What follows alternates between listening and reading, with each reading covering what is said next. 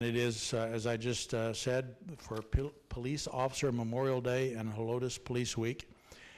And it reads, whereas by joint resolution on October 1st, 1962, Congress authorized and President Kennedy proclaimed May 15th of each year Peace Officers Memorial Day in honor of federal, state, and municipal officers who have been killed or disabled in the line of duty.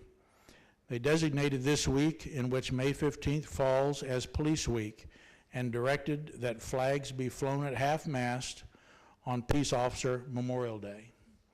And whereas in every American community, law enforcement officers are committed to protecting and serving our communities to preserve life and property and risk their lives each and every day to enforce the laws of our country.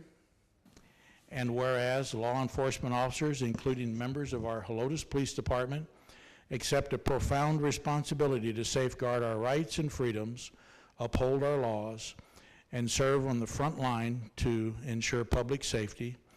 And whereas Police Officers Memorial Day and Helotes Police Week are opportunities to honor our officers who have fallen in the line of duty and to recognize the sacrifices made by families of those fallen officers and families of current officers who continue to serve our community.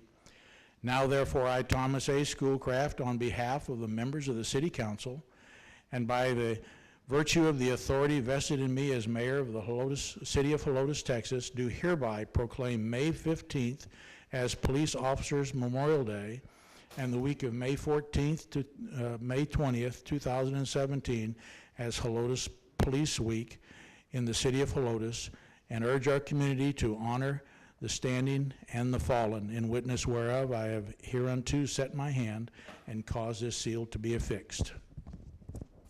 Eric, appreciate it.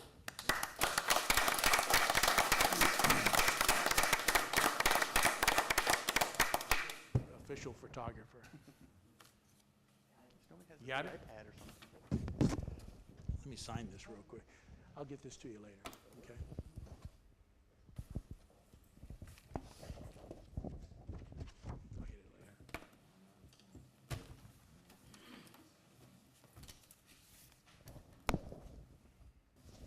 Public Works.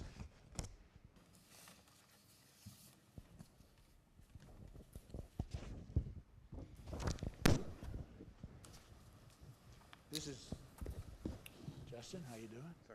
Tim, good to see you.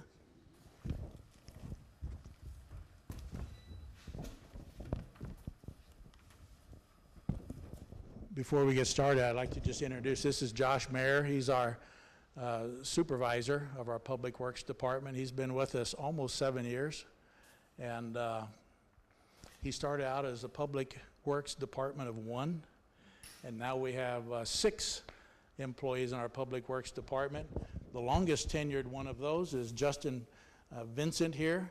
He's the semi-veteran of the young guys that do the work for us, and Tim is one of our newest, and he's been with us, what, 3 months? About 2 or 3 months. We had 3, and Tim has an extensive background with landscaping and plants, and has lent a big hand in doing a lot of our landscaping and maintenance of our parks and the City Hall here. So we're glad to have you. And this again is from the Office of the Mayor, Helotes, Texas, proclamation, Public Works connects us.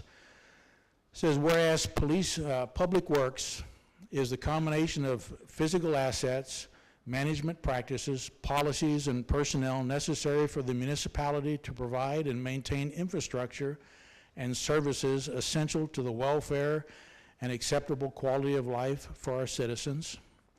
And whereas the support of an understanding and informed public is vital to the efficient operation of our Public Works Department and programs including streets, public buildings, landfill management, stormwater disposal, code enforcement, and engineering to provide these essential services to our citizens. And whereas this year Public Works Week celebrates the vital role that Public Works plays in keeping us connected by maintaining and improving streets, roads, culverts, bridges, and parks to keep us linked together from coast to coast. And whereas the work ethic and efficiency of our qualified and dedicated personnel, Public Works Supervisor Joshua Mayer, Animal Control Officer Dustin Blosky, and Public Works Assistants Justin Vincent, Mark McGraw, Timothy Miller, and Gary Silva reflect the highest standards of professionalism while striving to improve our city services and the quality of life for our citizens. Now therefore, I, Thomas A. Schoolcraft, on behalf of the members of City Council, and by virtue of the authority vested in me as mayor of the city of Helotes, Texas, do hereby proclaim the week of May 21st through 27th, 2017 as Public Works Week. Public Works connects us. And recognize and commend our Public Works employees for their service to our community, in witness whereof I have set my seal. Morning, guys.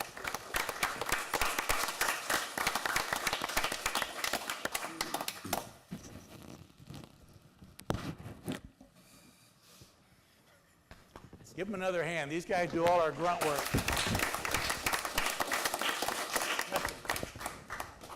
Josh, take your, thank you. I remember to sign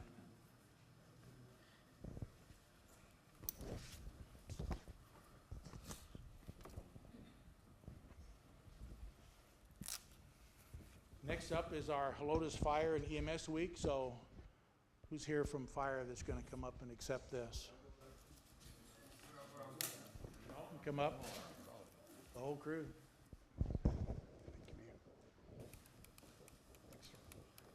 Congratulations. Thanks a lot. How you doing?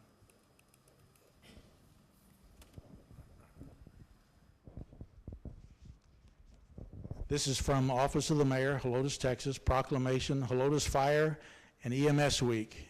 EMS strong, always in service. It reads, whereas emergency medical services is a vital public service, and the members of our emergency medical services teams are ready to provide life-saving care to those in need 24 hours a day, 7 days a week. And whereas access to quality emergency care dramatically improves the survival and recovery rate of those who experience sudden illness or injury. And whereas the emergency medical services system consists of first responders, emergency medical technicians, paramedics, emergency medical dispatchers, firefighters, police officers, educators, administrators, pre-hospital nurses, emergency physicians, trained members of the public, and other out-of-hospital AmericaCare providers. And whereas our highly trained emergency medical service team members, John Eager, Adam Gibbs, Douglas Godfrey, Rowdy Johnson, Keaton Metrick, and George Carrasco engage in many hours of specialized training and continuing education to enhance their life-saving skills. Now, therefore, I, Thomas A. Schoolcraft, on behalf of the members of the City Council, and by virtue of the authority vested in me as Mayor of the City of Helotes, Texas, do hereby proclaim the week of May 21st through 27th, 2017 as Emergency Medical Services Week, EMS Strong, always in service in the City of Helotes, and commend and recognize our EMS personnel for their dedicated service to our community, in witness whereof I have set my hand in this seal. Congratulations. You guys work hard. Let me picture, guys. Can you get it? Okay, got it. Good. Thanks again. Yes, sir. Appreciate it. Carl? Uh-huh. You bet. Rick? Thank you, Mayor. Thank you, Mayor. Yeah. Take that for your souvenir. Thank you, sir. Okay.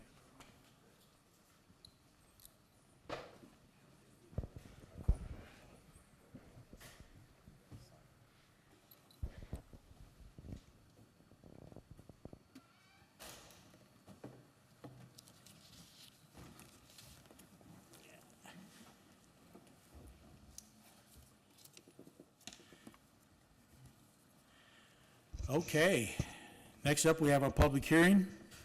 This is item number 5 on our agenda. We're going to open this public hearing at 7:12. This is the public hearing to give all interested persons the right to appear and be heard on a request by Visa Wash Inc., DBA The Wash Tub, for approval of a specific city council-approved use permit for a full-service car wash to be located on a 1.3-acre lot described as Lot 3, Block 2, within the Bandera Oaks subdivision, located generally near the intersection of Bandera Road and Cedar Trail, and formerly addressed as 12440 Bandera Road, Helotes, Texas. Grace, did we have anyone sign up? No one's signed up to speak at this public hearing, so we're going to close it at 7:13. That takes us to our citizens to be heard, our open session. Any citizens sign up to speak? No one signed up to speak, so we'll move on to our consent agenda. Tonight, we have items 7 through 9, and for those of you that don't know, consent agendas in our form of government and meeting here are just a grouping or clustering of a number of items that the staff and I consider to be fairly routine business. And so for efficiency's sake, they're lumped together, and we ask council to, in one motion and one second, approve all of those items together. However, if there's a question a council member has, they can ask that question. If we can answer it briefly, we will. If it needs further discussion, we will pull that item and drop it down with the items for individual consideration, or a council member can ask to have an item pulled. So at this time, I'll ask council, do you have any questions on items 7 through 9, or a request to pull one of those items? Nothing? Okay, then I would ask for a motion and a second to approve consent agenda items 7 through 9. I make a motion, we approve consent agenda items 7 through 9. We have a motion from Byes. Do we have a second? I'll second it. Second from Blue. So with a motion from Byes, a second from Blue, and no request for discussion, we'll call the question. All in favor of approving consent agenda items 7 through 9, say aye. Aye. Opposed, say no. Motion carries. Consent agenda items 7 through 9 are approved. That takes us down to items for individual consideration. Item number 10, discussion of an action on an ordinance authorizing the specific city council approve use permit for a full-service car wash facility doing business as the Wash Tub. And this is an action item, so we would need a motion and a second to discuss and take action. Mayor, I make a motion, we discuss and take action on 10. We have a motion from Byes. Do we have a second? I'll second. Second from Fredericks. Bert, it's your motion, so you're first up on discussion. Well, I concur with P&Z's, they unanimously recommended the approval of the request. Also like to say that looking at the plans, the building looks like it's gonna fit in with what we do out here with the tin roof and the rock sides. So I think it's a good thing. That it? Paul? I agree with P&Z and Councilman Byes. It's a nice-looking development. I don't have any opposition to it. Ed? No opposition.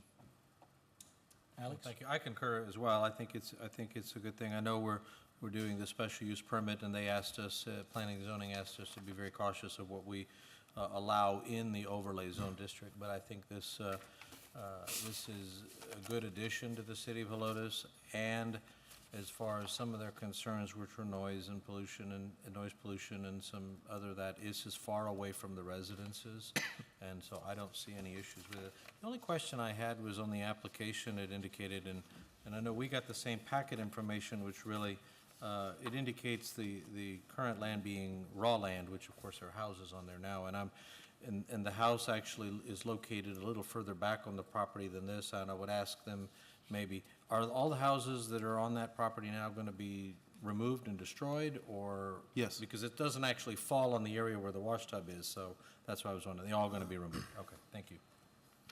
That's all I had. Thank you. Cynthia? No, I agree. I think it looks very nice for a car wash especially, so I have no opposition. Okay. Any further discussion? Follow-up? Then we'll call the question. All in favor of approving item 10, say aye. Aye. Opposed, say no. Motion carries. Item 10 is approved.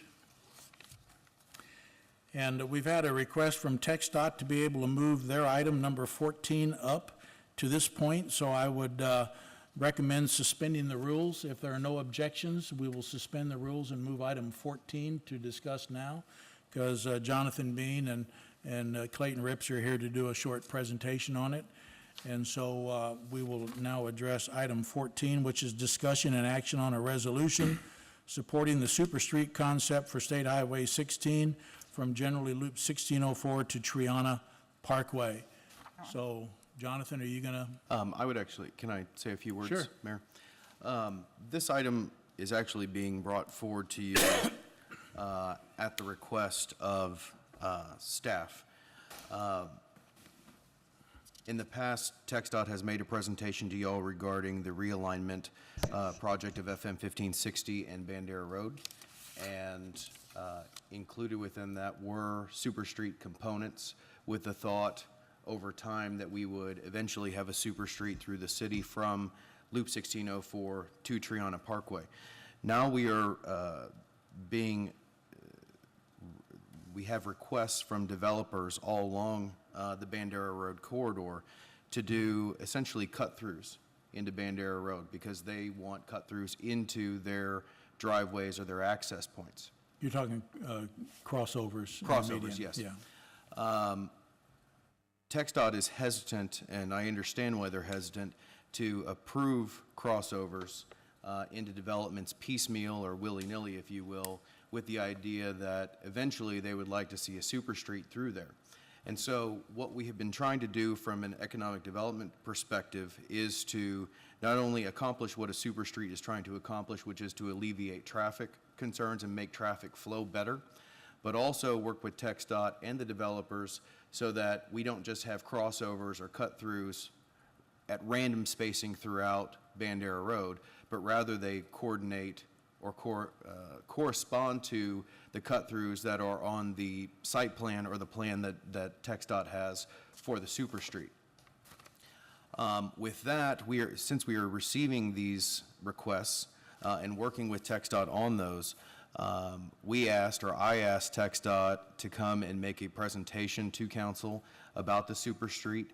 If you recall, we started this back in 2014 when we had an open house here, and there were quite a few people that came in for not only the realignment but also the super street concept. So TxDOT really needs direction from the city as to whether we will support or not support the super street concept, and that will impact how we interact with developers as they come into the city and try to have access to their properties from Bandera Road. So with that. Yeah, I think back in 2014, we actually had 2 or 3 meetings here on this particular project. And as I recall, the original proposal was the 2 limits you're talking about here. And the funding, though, was projected out into the mid-2020s. So it didn't become as much of a priority. But I understand now funding may be available sooner. And so that's what you're looking for, is just our overall approval. So if you would just cover. Sure. I think, let me just address the sort of, really appreciate Rick and our working relationship with Rick, as well as you, Mayor, and the whole council. We have quite a few projects, actually, that are going on right now, so we appreciate the working relationship we have with you all.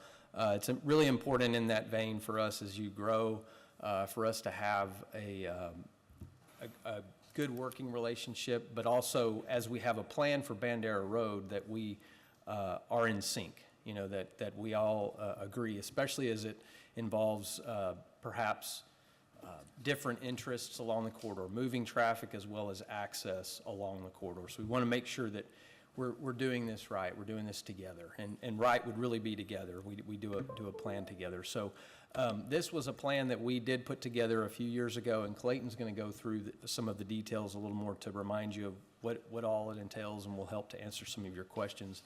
But I just, as far as the funding and all, the reason this is coming back up is because we do have some developments that have come in. And what would happen as development occurs, they would construct portions of the super street. They would construct portions of, like the turnarounds and some of the things that really benefit their development. But what we want to make sure is they build enough of the turnarounds and the improvements so that it doesn't detract from the traffic operations along the corridor. So that's something that we're trying to keep in mind. But overall, we have to have a plan. So as Rick mentioned, it doesn't need to be willy-nilly, it doesn't need to be piecemeal. It needs to be enough of the super street that is approved for us to be able to move forward. Hopefully that kind of makes sense. I think it'll make more sense as we have more of a discussion, and Clayton can kind of come on up and, Just for the record, give us your name and who you Sure. represent. sure, Jonathan Bean with TxDOT. You mentioned funding, Mayor. There really is no funding for this plan right now.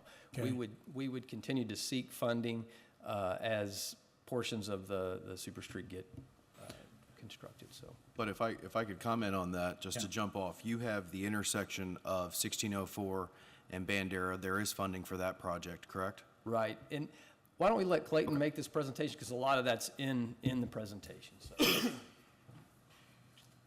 And again, Clayton, tell us who you are and who you're with. You bet. My name is Clayton Rips. I'm the Advanced Planning Director for the TxDOT San Antonio District. Let's see. There we go. Okay, so to kind of refresh on this project, you can kind of see the study limits. Begin study, Loop 1604 is on the bottom right-hand corner, and Triana Parkway is up on the top of the screen. So in green, highlighted in green, is State Highway 16, Bandera Road, is basically the limits of what we studied on the super street for State Highway 16. Now the timeline, the mayor and touched on this a bit on what we've done up to date. So starting with the first bullet point, we basically looked at the study, actually started in late 2012, 2013, and conducted a high-level traffic analysis study of the super street and those limits. And from there, it kind of progressed into, we ended up taking the super street for the whole stretch, along with the specific project, which we'll talk about, the realignment of 1560, which was a funded project through the MPO, for an open house. So that was August of 2014. We followed up in October and came back to council and kind of summarized what the comments were and the feedback was, and went through a presentation similar to what we presented to the public. They kind of summarized the comments and feedback that we got. And then we came back, it was more of a workshop, I guess, at that point in time, to kind of follow up here at City Council again, March in 2015. And that was more of a focus on the intersection realignment here at 1560 and State Highway 16. And then from there, you can kind of see the progress. April of 2017, that realignment project right here went to bid. So construction on it should start within the next month. And then down below it, State Highway 16 at Loop 1604, the interchange project we were just asking about, is actually scheduled to let, which will go to bid in June of 2017. So next month, basically, though it should be awarded to a contractor, and construction should start by the end of the summer. And then so here we are today, developer interest along State Highway 16 in Helotes, which is one of the reasons we're here today. So just a little information about the super street, just as a little refresher. The concept, basically what it does, it replaces those crossovers and normal intersections with turnarounds dedicated with specific traffic signals that are coordinated with each other. And what it does is it optimizes the throughput on Bandera Road. So it'll always give priority to getting vehicles up and down Bandera Road, adverse to, the side streets. And of course, on the bottom, basically what it comes about to is about a 50% reduction in the delay on the total network. So here's kind of a diagram that shows why is it needed. 1604 is on the bottom. It's kind of in blue and green. The red on the bottom coming up on Bandera Road. What I have called out on there are the vehicles per day. Here's the average number of vehicles. So between 1604 and where you kind of get to Leslie Road, 1560 is about 40,000 vehicles per day. As you can see from there, it drops down to 34,000, which is the orange, from there up to the 1560 realignment project. And then from that point, from that intersection is the green, which drops, you can see considerably once you get north of 1560 down to 21,000, and you get in a more rural section up at 17. So you see kind of that, the focus and where a lot more of the traffic is really between 1560 and 1604. So here if we kind of hone in on that first piece from 1604 to FM 1560 where we're doing the realignment, there in blue is where we have the project that's going to be under construction within a month, which is funded, and over there at the intersection of Bandera Road and 1604 is also funded. So it kind of leaves a little bit of a little gap in between on the busiest stretch. So just a little more information on the realignment. This is that realignment project where you're going to realign 1560 behind the Shell station next to the Two Fat Guys garage. May I ask a question, Mayor? Yeah, sure. Are you going to cover the expansion of Hausman Road as well? No. Okay. Remember, council, that Hausman Road is being widened to 2 lanes on either side, correct? Can you talk a little bit about that project? Because that ties into the traffic flow coming into Helotes. Correct. Yeah, I'll touch on it here when I go back to another diagram.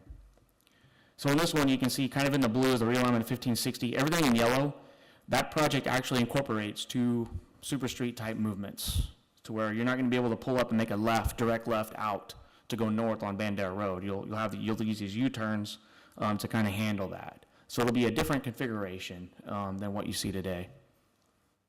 And that project, like I said, will start summer 2017. The duration for construction is about 13 months, so about a year time frame, and the project cost was $3.6 million.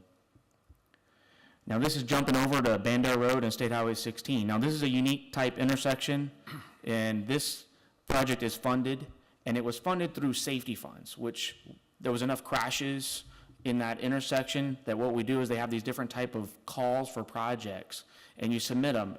And there's basically a program and an algorithm that runs the number of crashes and what the proposed improvement is, and it kind of spits out, oh yes, there's money that'll fix that problem. And so we submitted this project, and lo and behold, it secured funds that we wouldn't have normally had available. So this is kind of grabbing an extra pot of money to be able to implement this type of an interchange here at Bandera Road and Loop 1604. And so this one is called a displaced left turn intersection. We had an open house on this about 8 or 9 months ago. Had a lot of positive feedback at the open house. It is definitely innovative. It's one of the first of its kind in the San Antonio area. The closest to this are up in San Marcos along 35. There's 2 of them there. So now if we kind of jump back on that first piece between 1604 and 1560, as you can see, that kind of blocks out those 2 intersections and leaves a little gap in the middle, which are the intersection of 1560 and Cedar Trail. Now, as Rick mentioned, FM 1560, that piece that runs from Bandera Road over to 1604, that is a funded project. You've seen the utility work that's been ongoing for over a year now, which will continue to go on for another year or so. So that project had some complexities because we had to acquire right-of-way. And then after we get the right-of-way acquired, the utilities had to move. And you had to move one utility at a time because there's so many of them in there, and it's a tight squeeze. So right now, the utility work is what you're seeing. You're not seeing any of the roadway work happen yet. So that project will start, I believe, August of 2018. So it's still a year away from the roadway work to begin. So know that will be coming, and that's on the horizon. And so as we kind of look at this, you have these 2 intersections, which basically is 1560 and Cedar Trail along this stretch that, could use intersection improvements with a super street type concept. And if you kind of hone in on it, one of them here is at Leslie Road in 1560. So you can kind of see what it would entail. If you're coming down Leslie, you wouldn't be able to make a left to go north. You would just come and take the median. It'd be very similar to what 1560 realignment does. So it's kind of a consistent pattern at these intersections on this heavier stretch. Cedar Trail is the same situation.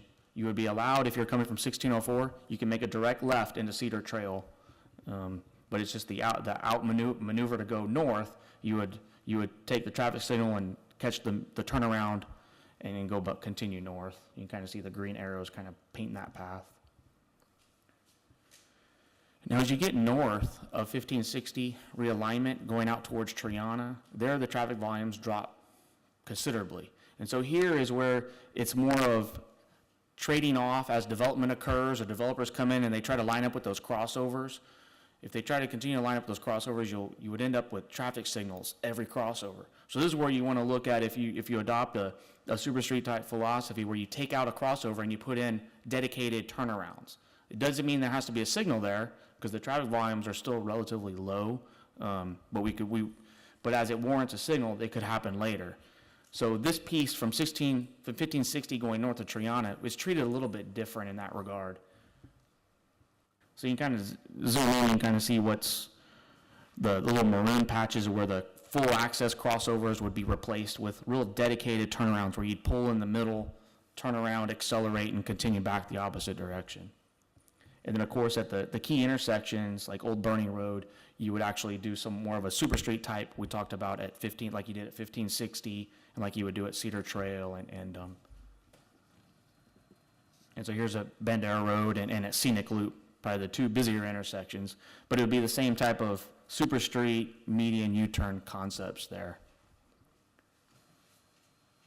So the next steps from where we're at, the remainder of the study limits outside of what we showed, those two funded projects are not funded at this time. And then we just continue to work as the developers come in and working and partnering with the city as development occurs. So that's it for That it? tonight. Yes, sir. Quick question on your traffic counts. When you're going north past, say, Scenic Loop, you're about 50% of what you are closer to 1604. Do y'all have any projections going into the future as to how that's going to increase and how it would affect this project? Yeah, we do. So when we go and we do a detailed study, so that study was, traffic data was probably collected 2012. So if you were to go out there and you were going to do a funded project today, you would go collect today's counts, and then there's an MPO model that models all the roadways, and it takes into account what the growth patterns are, where they're occurring, and it'll basically tell you what those projections are. And part of it is based on the growth that can occur, and the other part of it is based off of what are the roadways are parallel to Bandera Road to take some of that traffic. So if you don't have a whole lot of other roadways parallel to it, well, the traffic model says everybody's got to use Bandera Road. Like if you're traveling through Leon Valley, it knows that, hey, there's no other roadways, so it's got to stick everybody on it. So the growth rate out here, when population growth rate may only be, say, 3%, but it may show traffic projections increase at 4% because there's not maybe another avenue for them to use. So it's a complex situation to balance, but the MPO model is what kind of gives us those values. So that would be that's taken into account. You use those projections when you do design a project, though.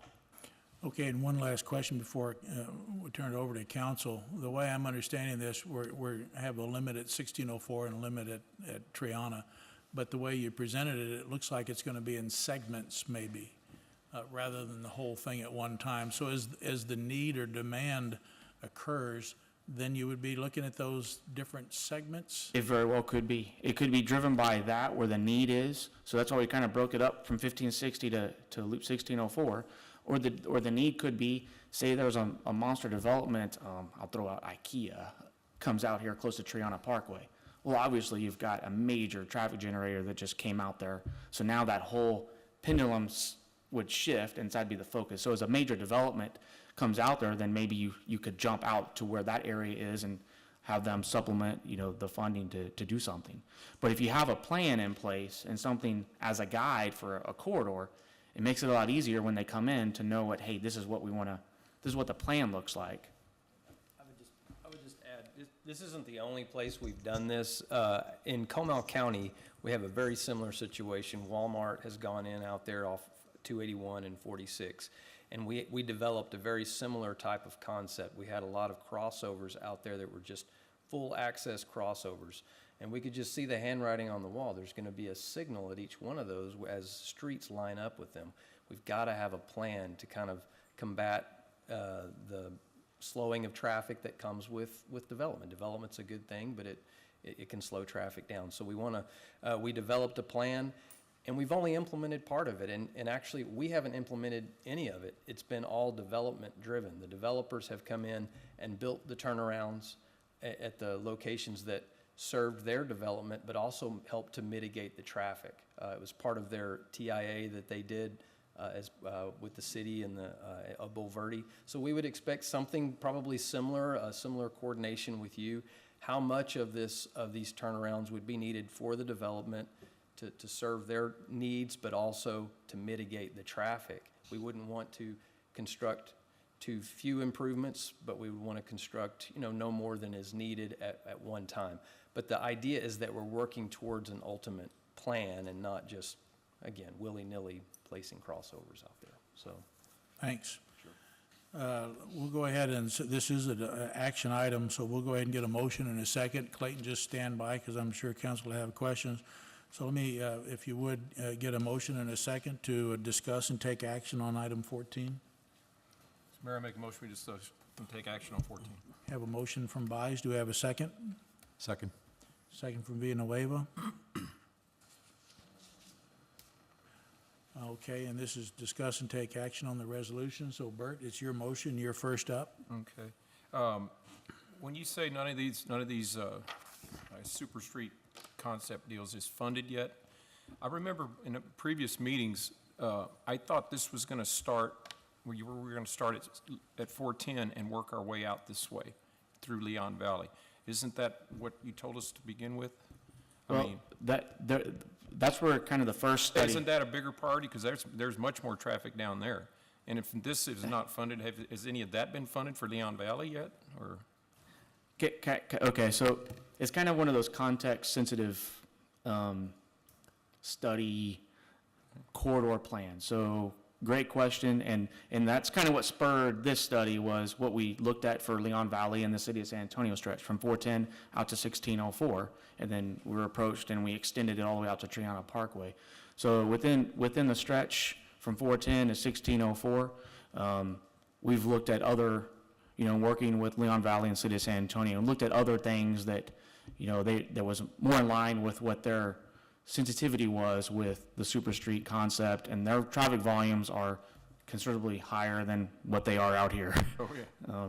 So it, that they were to the point where, yeah, it would improve things a little, but they were to that point where the volumes are beyond what the benefit is for doing that in there. And so in weighing that and looking at it, there's some more complex issues as well, because they have so many driveways. Those adversely impact when you go to a more innovative concept. So here y'all have got a great job of access management and cross-access between developments that they don't have, and so that makes it a lot more challenging. Okay. And I had one other thing, Clayton.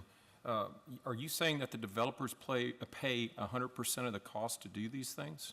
Or, I mean, I guess the light bulb's not coming on. What? Yes. They do? Yes. So when a typical development, large-scale development comes in, they'll do a traffic impact analysis, which shows the number of vehicles they're going to generate additionally to that stretch of roadway in and out of their site. And if it's over different thresholds that is adversely impacting that intersection or roadway, then they need to make the improvements to accommodate that adverse impact. Because otherwise, if they go in and now everything just breaks down on Bandera Road, then what? Then we're trying to scramble to figure out how to fix it. So it's a more of a proactive approach. And Jonathan brought up a great example, what Bulverde did up there at 46 when the Walmart and that whole development came in Singing Hills, where they took out crossovers, put in dedicated super street turnarounds, and did make some improvements on 46 as well, right in front of the development. Well, hypothetically, if, let's say, somebody wanted to fund the one at not Circle A, at Cedar Trail, how long does that usually take to do? I mean, like the one you're talking about in Bulverde, how long did it take to do that once you know it was funded? It took some time. So what the critical item is kind of working through the agreements that have to be in place.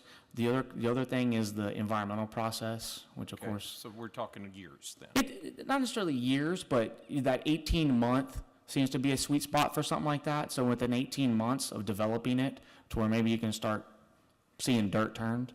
I think that's what that one up there was. Oh, really? About in that sweet spot. Yeah. And it all comes down to how far along you are. If you've got a plan in place, there we were kind of starting from scratch. That was kind of what triggered, hey, this is a plan that Bulverde and Comal County wanted to see. And so that was kind of a great stepping stone to kind of get in place. But the further along you are, sooner, the easier it is. And I would just say the ball would really be in the developer's court as far as how fast it moves. They would, if they're able to move faster for some reason to get things done, they still have to work through us and through you guys, through the normal approval processes and things, but. All right, go ahead, Mayor. That's it. Ed? Yeah, thanks. A couple of questions. One is, if you're going to start working on a super street, and let's say you're coming from the north, going southbound on 16, will you consider lowering the speed limit?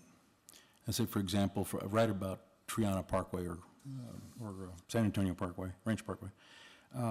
You've got a fully functioning light, and the last time I recall having these discussions in 14, you indicated that you would only turn that signal into a fully functioning light until your number, or your count, your traffic count started doing the U-turn right about that intersection. Is it still something you'd consider doing, or? That's a great question. So you're talking about the signal, Yeah. a full signal in replacing the flashing yellow Right, beacon. right. So that requires a traffic signal warrant analysis to be redone, and it can be done at the request. So that's one thing. So there's triggers that have to occur for a signal to be installed. We can't just go in and install a signal because it has to be an actual engineered decision to meet these signal warrants. There are kind of these check boxes that, okay, the volumes are this, the gaps are this, there was this many crashes, you know, here are the issues, and then, okay, now a signal can be installed. Now the speed limit is something that you can request a speed study to be done. Yeah. And that's something we could go out there and conduct, where we actually go and see what 85% of the traffic's traveling. Yeah, because I heard you say that the study was done in 2012. That's been quite some time. There's been a lot of new houses have been built. And coming out of my subdivision, for example, it's right on 16. I mean, you now have to gun it to get the heck out and go with the flow coming down, you know, southbound on 16. Sure. And I think that's one of the biggest complaints I've heard from residents, and particularly Los Reyes, and I'm sure anybody else that's, you know, on that side of the road. The other question I have is, have you considered or received any input from our police department or our fire department as to, you know, traffic patterns, and what if somebody has a breakdown in the middle of a turn lane or one of those turnarounds, what then? You know, has all that been considered? No, good question. We have met with them several occasions, specifically about the 1560 realignment intersection, since that does have the start of the super street, you know, and there were provisions that we made to try to make the cross to where, for emergency access, they would be able to get across the curb, if possible, at this location right here by the fire station. Outside of that, you have situations kind of where they are today, where you have the median, they couldn't get across anyway. Yes, you do lose the close spacing of some of those crossovers as you get out towards Triana Parkway. But it's made up for them to be able to get through there instead of sitting in traffic that's not moving, or people pulling out in front of them, because those uncontrolled crossovers allow people to make a left, a turnaround, a right, accelerate out. So you eliminate those to where that throughput gets a little bit faster, where they can get from point A to point B. You know, I'll give the situation, and I did the exact same thing, I think the last time I was here.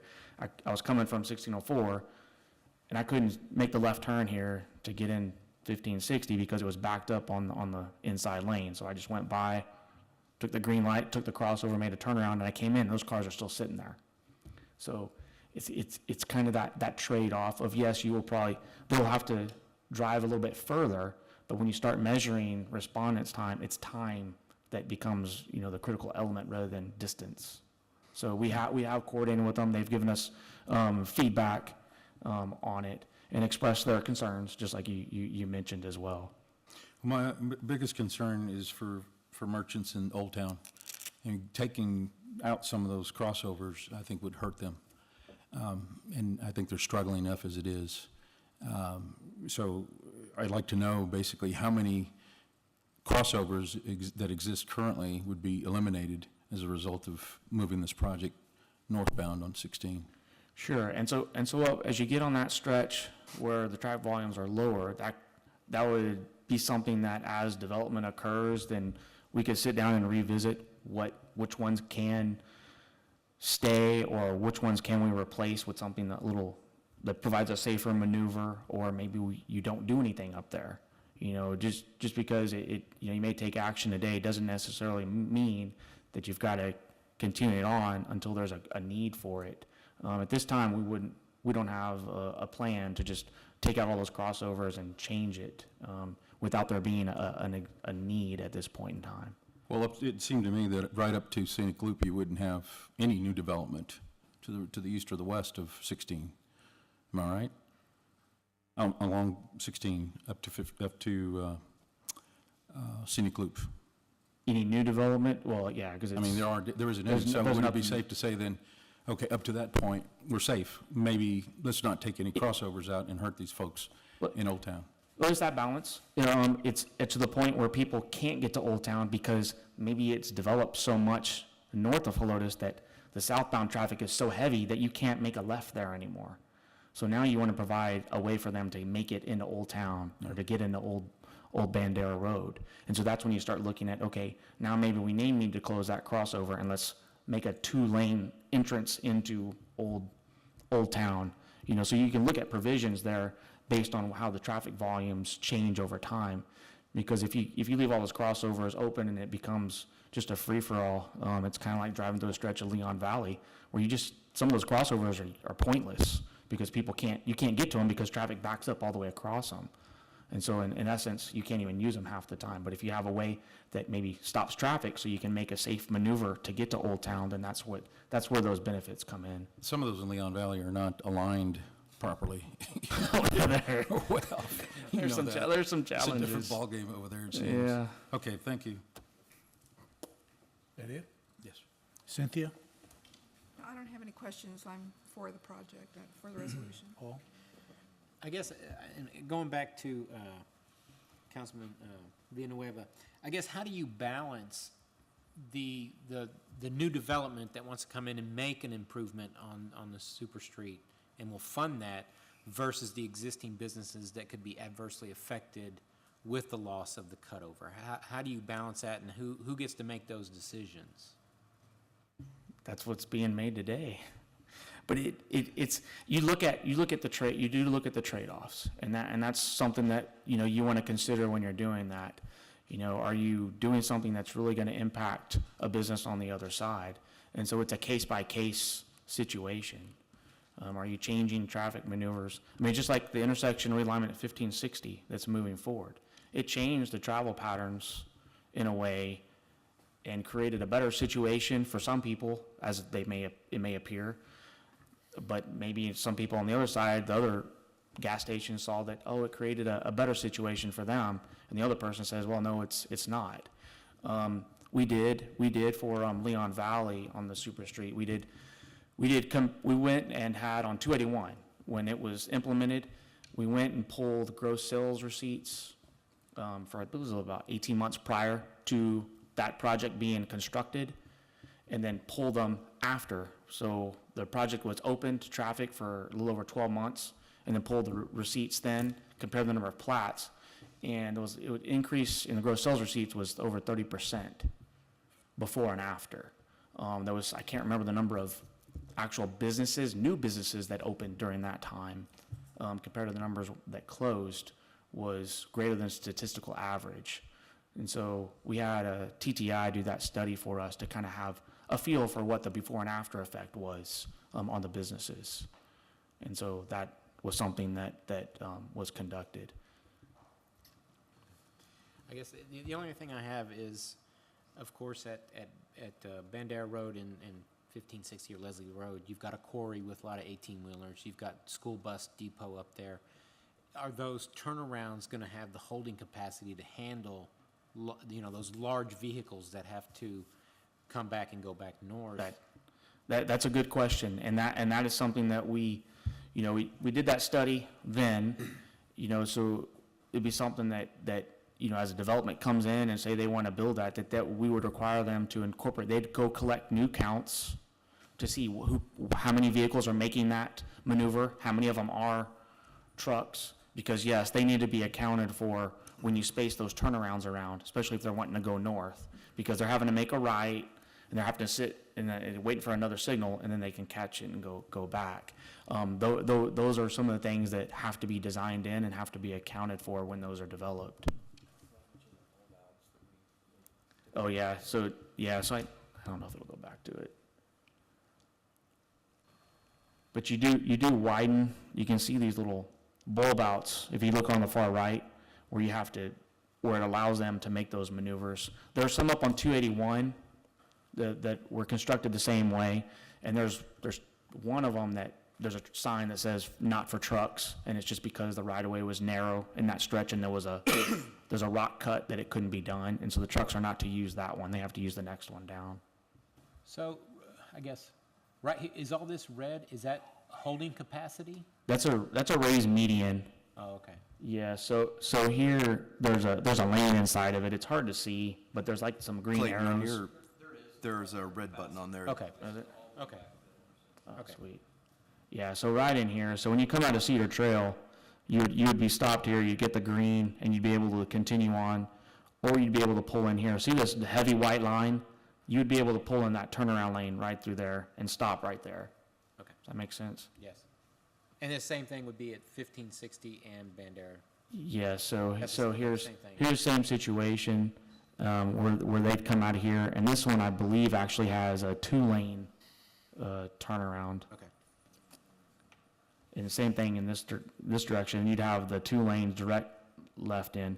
And so the biggest thing with these intersections, instead of you having, today, FM 1560 gets a green, and then Leslie Road gets a green, and then southbound gets a green, and then northbound gets a green, so it's a 4-phase. So each leg gets a phase. In this situation, it's 2 phases. So if you're coming down Leslie Road, you're leaving the school, you're sitting here, and Bandera Road gets this maneuver, and then it stops them, and these guys go. So it's a 2-phase. So you're getting more green time instead of sitting there. And then, yeah, so you'll come through here and you'll sit here, but it's another 2-phase signal. And all these are gonna be timed to where they're coordinated with each other. So it's more of a smart type intersection timing plan. But going back to your original question about the buses and the trucks, this distance is very key on what that distance from here to make sure you have enough ability to store that demand of vehicles. And so those distances are critical. And so that's where getting new traffic count, and if someone's looking at it and doing an impact study, that would kind of tell us, hey, this thing actually needs to be shifted further to the south. Okay. Thank you very much. That's all. Alex? Yes, thank you. Yeah, in fact, actually, on that one page was the one question that I had, and that is with regard to the additional acquisition of right-of-way for some of those turnarounds. In fact, on the far right-hand side of your screen, where that little blue bulge is at the top is pretty much going to be the driveway where the wash tub has just gotten permission to go in.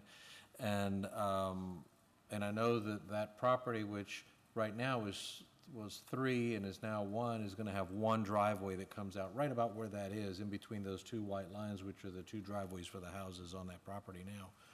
And so would there be a requirement for additional acquisition, especially as development comes in and the development gets closer and, they want to use their entire property?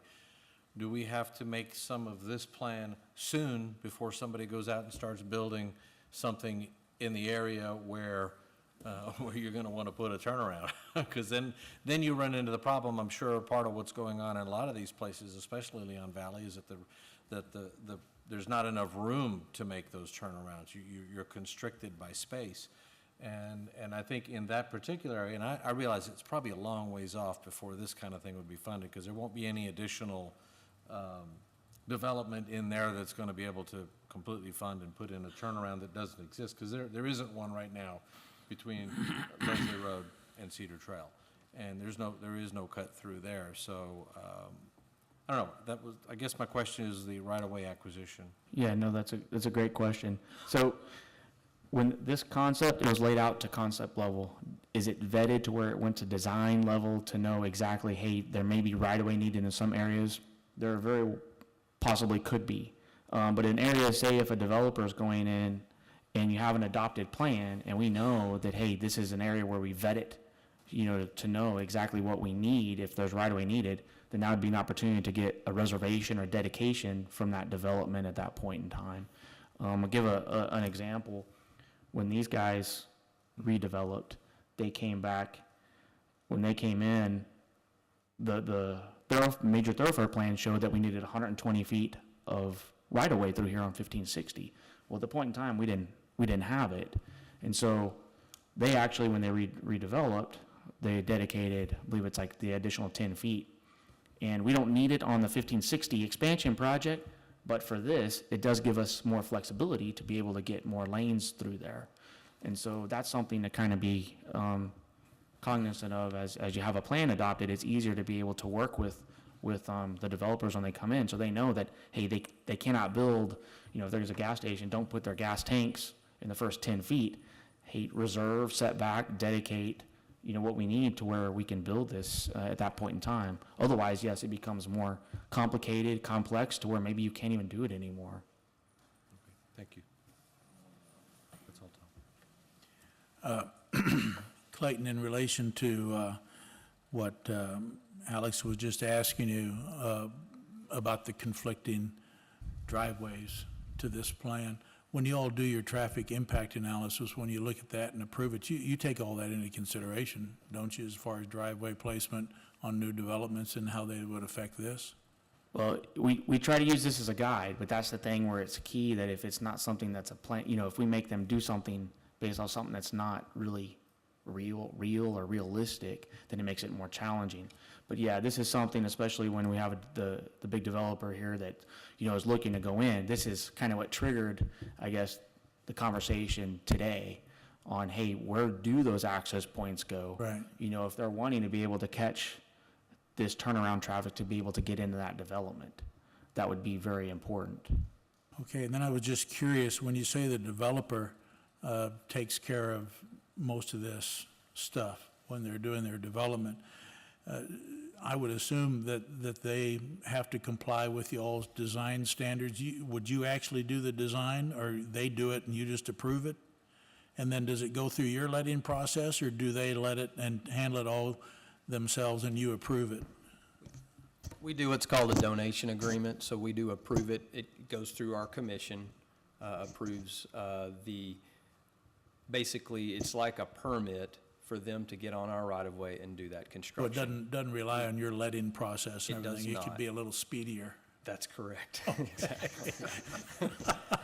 That's what I'm getting at. That's correct. It usually does move a little faster than ours. And then, assuming that the council approves this resolution, and listening to Ed's comments about Old Town, we got 4 access points basically into Old Town. They're at Jupy Mills, Flora Drive, Scenic Loop, and then that crossover up by El Chaparral. When you would get into an area like that, or any of these other areas, the city would still be able to have some input on what you're doing. Am I correct on that? That, like we did over here on this one with the realignment, we had some input on that. You definitely would. If TxDOT were to come forward and do a project on our own, we would have, it would be a different process. We would have to go through a more formal environmental process where we would come Right. out and probably have another, public meeting. But a lot of the meetings that we've had to date will cover the public involvement necessary if a developer wants to come in and do this work as part of a donation agreement. But I guess all the processes are in place for us to come back and coordinate with you on all of this. We would definitely agree that when you get into this northern area, it would be a lower priority for all the way around. We're not seeing any development right now. We're not saying tomorrow a plat may land on all of our desks, but right now it does seem to be from the FM 1560 realignment in towards 1604 is really the priority. That would be the area that I think we would really want to start to hone in on more of a detailed plan. This area is more, I guess you would consider conceptual. This would be concept. There, it's not designed yet, but it's definitely, and we would fully expect to have to move those turnarounds around, tweak them as we go along. But we would really want to have some, I guess, some level of, firm agreement that this is what we're moving forward with. Because you get a wash tub situation, we want to know that we can, that we got each other's back on it, as we work on driveway locations and all of that. So hopefully that helps to clear it up. Well, yeah, I It guess doesn't the question convolute is, it. before you would start eliminating crossovers, we would be able to have some input on what you were doing and look at the pros and cons, or what alternate would be there, so that nobody would be harmed by the improvements you're making. Yes. Okay? Okay, Bert, any follow-up? Ed, any follow-up? Yeah, I guess My concern is that we're still talking about a conceptual design, and it's, I guess I wonder how come we don't have anything more concrete? And for that reason, I mean, there's nothing in here about your presentation today. I would have liked to have known about it, a little bit more about it. So at this point in time, it's half-baked, and it's not something I can vote for. But if you come up with something more definitive about, crossovers and elimination and things of that nature, I'd certainly consider it. I agree that the higher trafficked area, Leslie and 1604, this is a perfect, way to get the traffic flowing again. But to the north, as I previously stated, I don't think it's a fit. So I'd like to see something more concrete than just this concept. It seems like we're still back in, your presentation of 2014 at this point. Yeah. We appreciate those comments. It really is just a concept. It really is something that we need to get concurrence on the concept moving forward. And we wouldn't plan to take it any further if you don't, is really what we would say. Anything else? No, sir. Cynthia, anything? I'm for the concept. Paul? No, I'm good, sir. Alex? Okay, no further discussion being requested. We'll call the question on item 14. All in favor of approving the resolution, say aye. Aye. Opposed, say no. No? We have 4 ayes and 1 no by Villanueva. Okay, so the resolution is approved. Thanks, guys.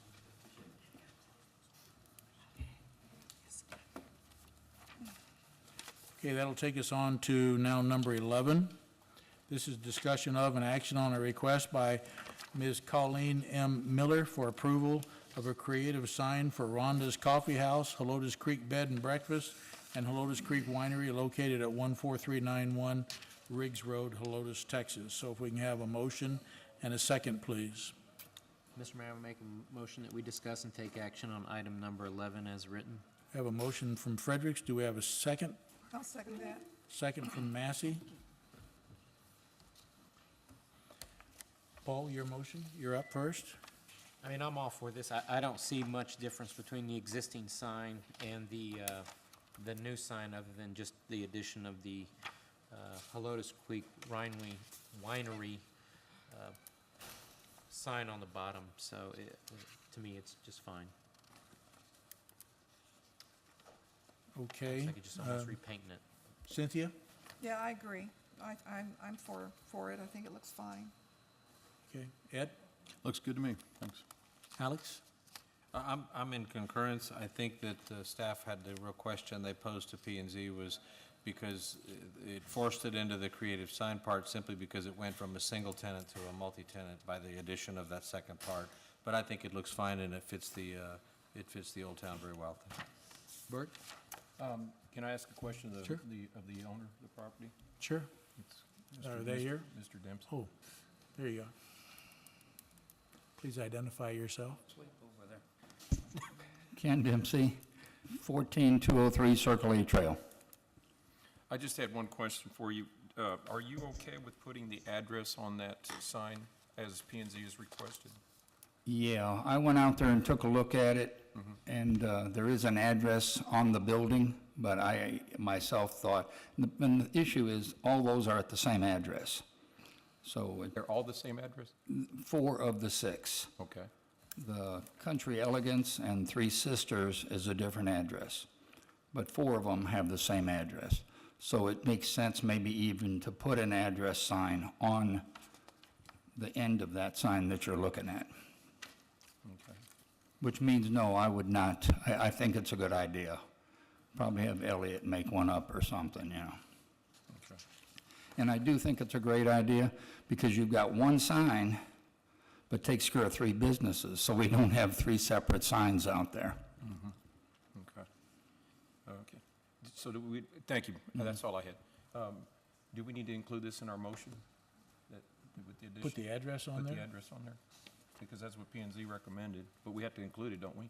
If the motion maker No. wants to I include it. didn't see, It's the P&Z recommendation was, they approved it, but then they wanted it to include the address of the You say the address is on the buildings? Yeah, you could, but you, The code for every other type of sign other than creative does require an address on the sign. And so P and Z was trying to match what every other sign has to comply with by saying it was fine as is, but just needed the address on it somewhere. Where Sure, are they so gonna you- put it? Huh? Where on the sign are they gonna put the address? Because it looks kind of Could busy. they hang it underneath? Put it on the column, just on the post. I'd like to put it across the end so it can be seen from the street. Oh, coming out. Could you hang a little one underneath? I think we already have an arrow for Helotes Creek Winery. Right. I was thinking, Mayor, no, the people on TV cannot hear Mr. Dempsey, so he would What? need TV. Oh, our vast audience? Okay. what I was saying is you have the sign going this way with the three names.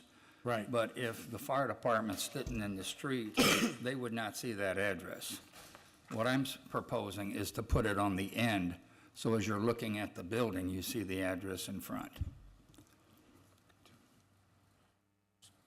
My question was, you just hang something underneath there, like on a little, The code does not tell you how you So have to there's an present address?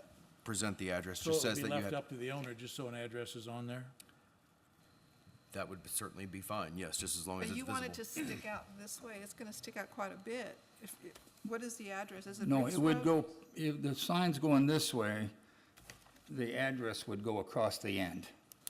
But if there's room under it, we can certainly hang it under, if there's room. I didn't look at that part. It looks like there's room right here, Yeah, yeah. Yeah, well, just do it, yeah. Okay. I understand. okay. So when we get that far, you can amend your motion to include the address on the sign if you wish. You could amend it. Sure. Want to go ahead and do that? So I'd like to amend the motion to approve and take action on item number 11 with the addition of the address added to the sign. I'll second that. Second? Any further discussion from No, sir. Cynthia, any further discussion? Ed? No. Anything? Alex? Nothing further. The only thing I would say is that the address is for the entire property and that each has a suite number, which is why it's one address and then there's suite numbers. Right. That's all. Bert, anything else?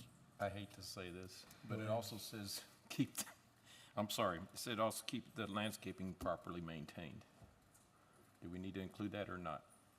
It's up to the motion maker. Do you want to include maintain I'm the sorry. landscaping? You gonna put some landscaping up?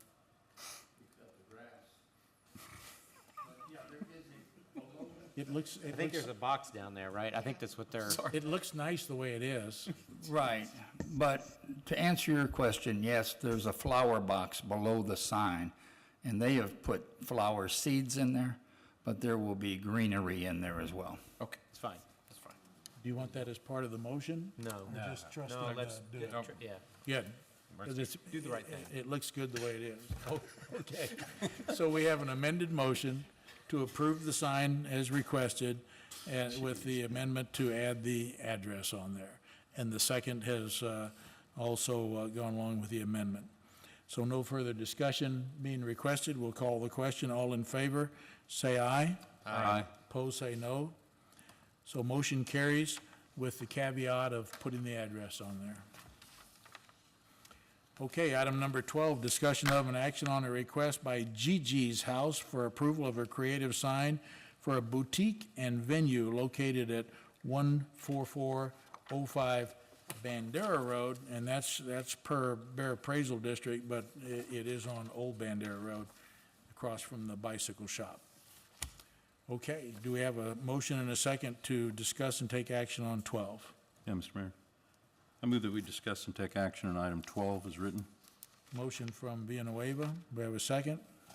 I'll second. Second from Buys. Ed, your motion? Well, I like the sign that is in our packet, and I also understand that P and Z had approved it unanimously. I think it fits the little house, the structure that it's in, and so I'm in favor of the design and everything on it. Thank you. Bert? Okay, P and Z did approve it, but they were talking about disallowing the lights because they point up and not down. I agree with P and Z's recommendation to have the lighting pointing down for that sign. Other than that, I think it's a nice sign. That's all I have. Okay, Alex? Thank you, Mr. Mayor. I concur about the sign as well as the lighting. I think it's going to involve a little creativity on their part because the lighting currently is actually located on the corners of the building and shine towards the center. They're not actually located on the sign itself. So I know that their recommendation, and I concur with it, that the upward or sideways facing lighting is not being approved in this motion because it wasn't actually a part of the request, the lighting wasn't. So otherwise, as far as the sign's concerned, I think it's fine. Okay, Cynthia? I'm fine with the sign. Paul? No issues with the sign. Okay. Ed, did you want to address the lighting to perhaps change it to LED lighting on the sign, shining down, or just leave it like it is and have the motion approve the sign? I'd like to leave the motion the way it is. I mean, Okay. the sign, the lighting was not addressed, therefore I think we should just deal with what's before us. Very good. Any other follow-up discussion or questions? I had a question, if I Okay. could then. With the motion in that fashion, then is staff to inform them that they're not allowed to use the lights? Evidently. Okay. Well, I just, Since said lighting's we're not not- even taking action on it, and the lights are already there. Could add it if you wanted to. And that's what I'm saying. So the intent is for the lights not to be You're approved approving as the opposed to sign. just be ignored. Correct. Was that the intent? So, well, let me ask you this then, in the alternative, what's the option? To force them to relocate the lighting and make it downward lighting? As Comply with opposed from the code. corners? Yeah. Okay. That would be the only other Yeah, I option. don't want to hinder them. I would like for them to use Yeah, their sign. because there's all and kinds use of it little nicely. LED-type not. fixtures they could put on there to just shine on the sign itself. Yeah, okay. So on that basis, I'd like to amend the motion to approve the sign the way it is, but to include or have the owner install LED lighting or downward lighting On the on sign? the sign itself. Yes, sir. Okay, Bert, you want to second that amendment? Yes. Okay. And so, just to be clear, then, the motion would be, the amended motion would be to approve the sign as presented, and with the change to eliminate the spotlights shining toward the center and just have LED downward lighting on the sign. Okay. Everybody clear on that? Any other follow-up questions or discussion? We'll call the question. All in favor of item 12 with the amendment to change the lighting to downward lighting on the sign, say aye. Aye. Opposed, say no.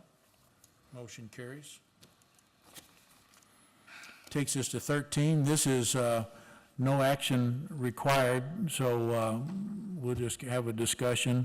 There's no motion or second required. What we're looking for here is P and Z's asked for you guys to give them some guidance or direction on an amendment to, an amendment to the entry sign requirement for subdivisions to take into consideration the detached towers, pillars, et cetera. And this is a result of the Brycewood episode. So we'll start our discussion. Cynthia, you want to start it? Oh, sure. I was just asking Rick. Okay. I looked, I did a little bit of research trying to find some kind of ordinance in a small Texas town that had towers and that kind of thing, and they really don't have anything. I could not really find anything.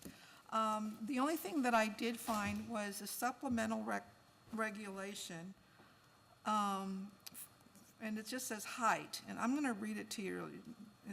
This probably doesn't really go with what we're talking about, but it'll give us an idea, perhaps. It says chimneys, church steeples or spires, monuments, tanks, stage towers or scenery lofts, cooling towers, ornamental towers and spires, elevator bulkheads, stacks, conveyors, flagpoles, and mechanical equipment may extend for an additional height not to exceed 15 feet above the maximum permissible height allowed for a structure within the applicable district. So basically, it's talking about adding a tower to an existing building, okay, like a church. And I was wondering if we had, that's what I was asking Rick, do we have regulations for how tall a steeple for a church should be? We don't, do we? Well, I think, to clarify, we do have a regulation on that, but my recollection, and I don't have it in front of me, is that it actually, our code actually would exempt like a church steeple or something like that. So it could go up as high as the airplane didn't hit it, you know? As, yeah, if my recollection is correct, it exempts steeples and Right. religious type things. I did see that. Yeah, otherwise it would, like your residential, as I recall, is 35 feet to the peak of the roof and that kind of thing. Yeah, it would be really, really high. Yeah. So, you know, they want direction, and so this started was with this tower that's over here that was, what, 22 feet? Around that. But it was, the grade was 5 feet, so it was really only 18 feet From those, from from the elevation of the road. elevation. And looking at, you know, and again, that was way over there, and I was thinking, okay, I want a tall building or a tall tower like that going down Bandera Road in front of a residential area, and I think that's quite high, or quite tall. I don't know, I'm thinking 15, I like the 15 feet above grade for a tower, if that's what they were gonna have. But maybe 10 feet. Right now, it's 8 feet, isn't it? 8 feet is very, very short. That's the sign. That's for the sign. Yeah. Okay, so we're talking about a tower. So I'm somewhere between 10 and 15 feet from the grade. And then we need to add an ornamental tower, spire. We need to, there's a whole lot of things that they can put in front of, now, we're just talking residential, or are we talking commercial, right? So Yeah. we need to add all of that to figure out what it is, what it's gonna affect. So, that's just, Okay, Ed? Thank you. Yeah, the planning and zoning definitely wants some of our opinion on this. I think the last decision to grant the variance was a mistake. I think council, in my opinion, cratered to an opinion by our attorney prematurely. I don't think the attorney had all the facts on this structure. If anyone goes and looks at the pad site, you can tell that there was an intent from the get-go to erect not only an 8-foot sign that they knew would be approved, but also this rock tower behind it, which in my book now, at this point, with the letters being attached to it and the lighting going up on it, meets the definition of a sign.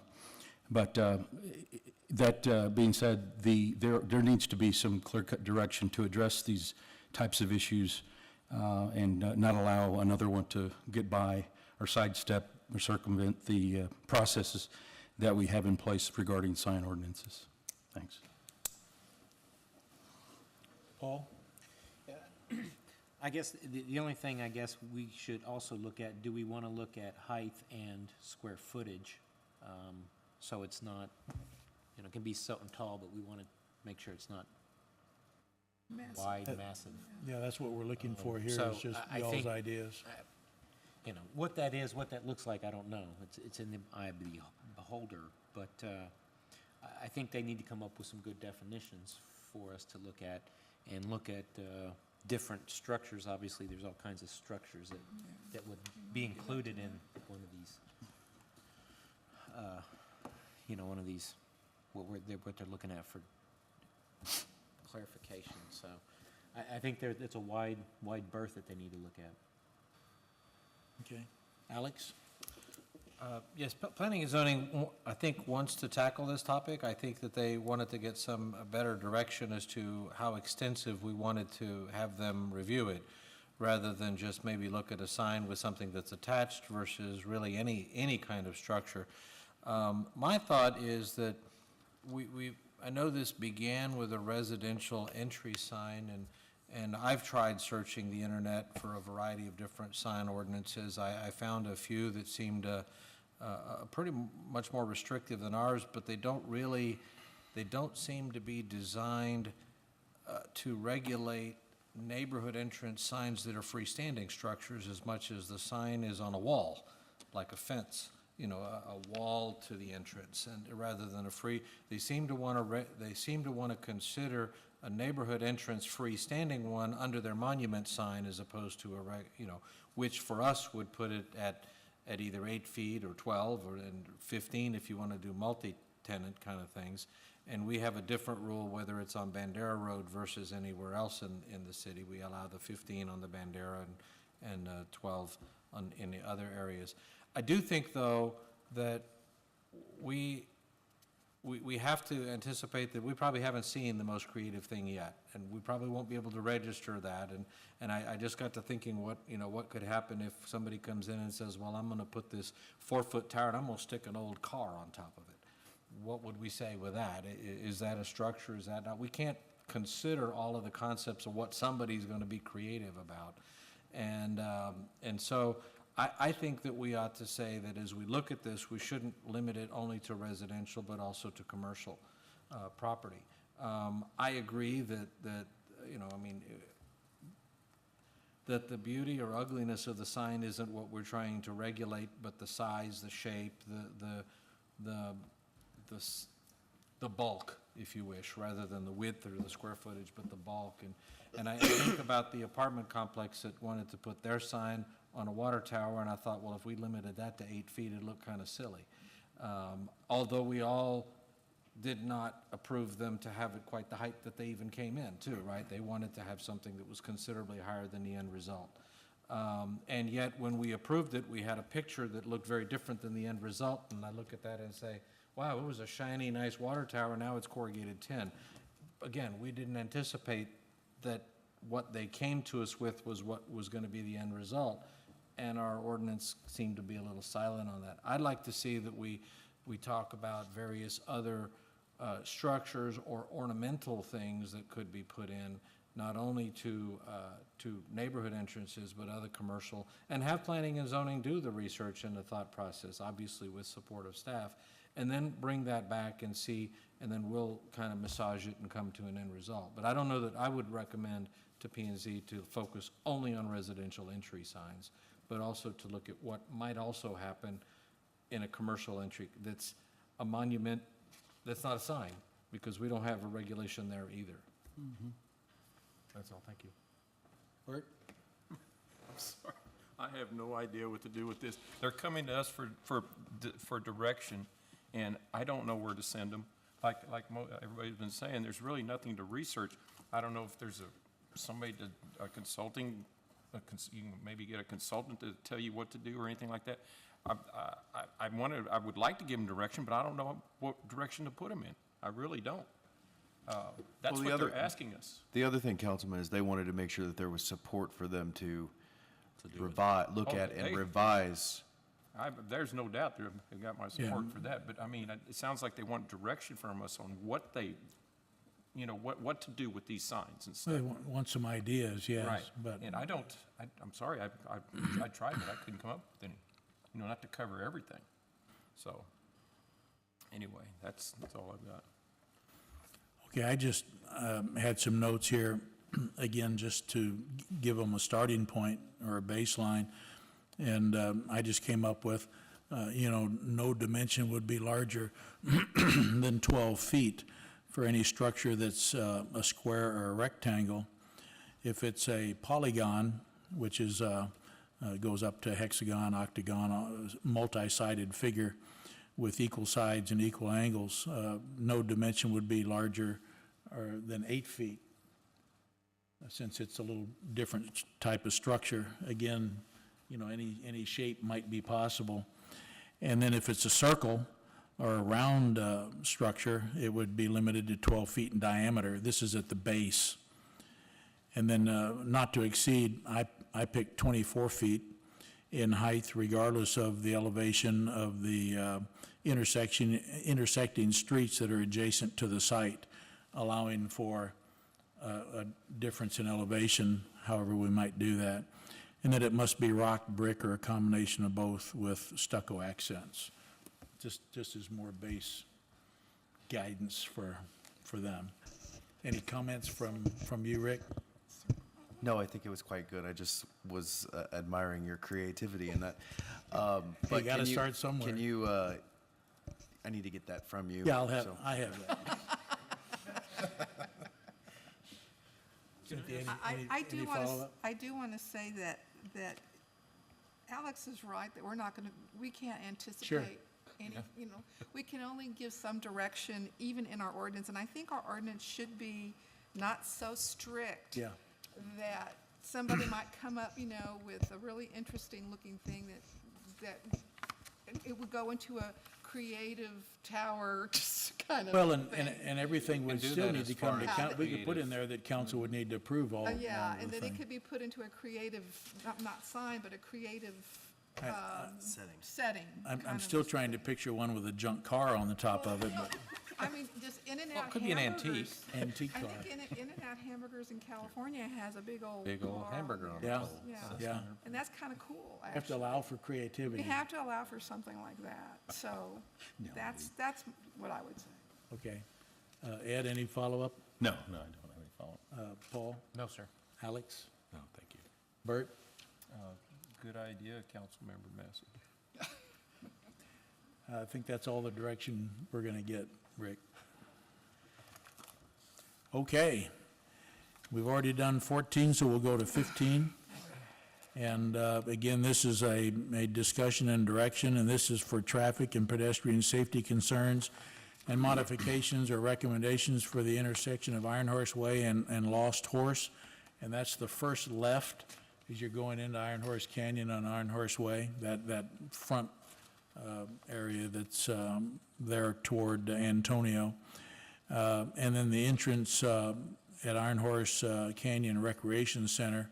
And then also, we're going to address the issue we've talked about before, and citizens have spoken on the intersection at Gulm Road and Mill Park over there at Laurel Heights. So again, this is discussion and direction. Josh, did you have something you were going to present? No? Rick, anything? You guys are no help on that then. Well, no, I mean, we included within the council agenda item request form. Yeah. Our thoughts on both the two issues within Iron Horse Canyon and within Laura Heights. Josh and I worked with, did traffic count studies on multiple intersections. And also we had a meeting with you, Mayor, about what it is we would like to see at each one of those intersections, or each one of those areas, I should say. The sight distance and high speed on Iron Horse Way and Lost Horse, again, included within your packet, was a unofficial petition, if you will, for the city to address the lack of sight and also the speed on Iron Horse Way. The second issue, again, is there is no crosswalk for pedestrian traffic near the Iron Horse Canyon Recreation Center. There is, as you go further, I guess, south, two sidewalks that would allow us to put a pedestrian crosswalk in at that area. And then at Laura Heights, again, basically through the traffic count study that we came up with, it doesn't fit the qualifications of a signalized traffic intersection. It doesn't fit the qualifications for a 4 stop sign intersection, and I'm not sure that would be productive given the amount of traffic on Gulm Road anyway, but it would warrant some additional signalization to the traffic flow that there is an intersection ahead, and we can include, again, solar-powered flasher lights at that to alert people that there is an upcoming intersection. So hopefully that they slow down. The other thing that we're looking at, going back to Iron Horse, regarding the speeds on Iron Horse Way, that speed limit from Antonio Drive up to,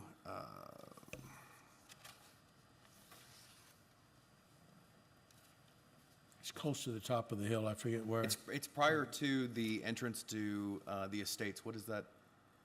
I don't remember. But basically, that used to be 30 miles an hour.